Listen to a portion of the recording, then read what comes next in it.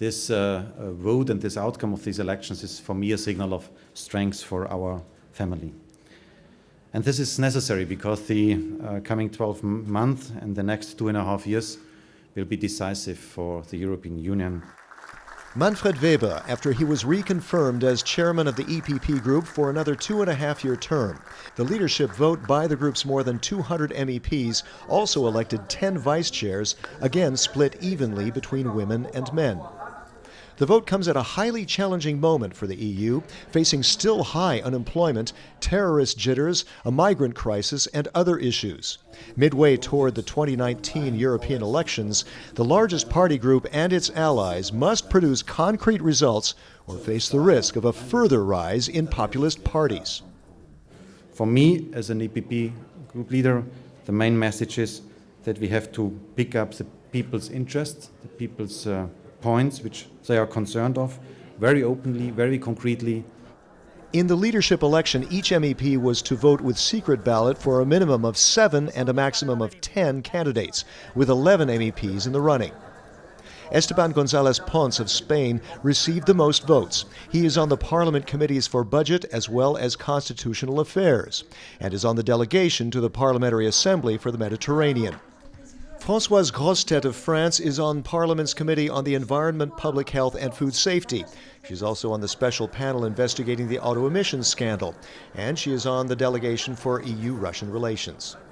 Lara Comi of Italy is on the Committee on Internal Market and Consumer Protection and on the delegation for EU-US relations. Esther de Lange of the Netherlands is on the Economic and Monetary Affairs Committee and on the special panel investigating money laundering and tax evasion. She's also on the delegation for EU-Russian relations. Paulo Rangel of Portugal is vice chair of the Committee on Constitutional Affairs and chairs the delegation for relations with Brazil. Maria Gabriel of Bulgaria is on the Civil Liberties, Justice and Home Affairs Committee and on the delegations for relations with the Maghreb, the Mediterranean, and the African, Caribbean, and Pacific nations, or ACP. Sandra Kalniete of Latvia is on the Foreign Affairs Committee, as well as delegations for relations with Ukraine and with Asian nations.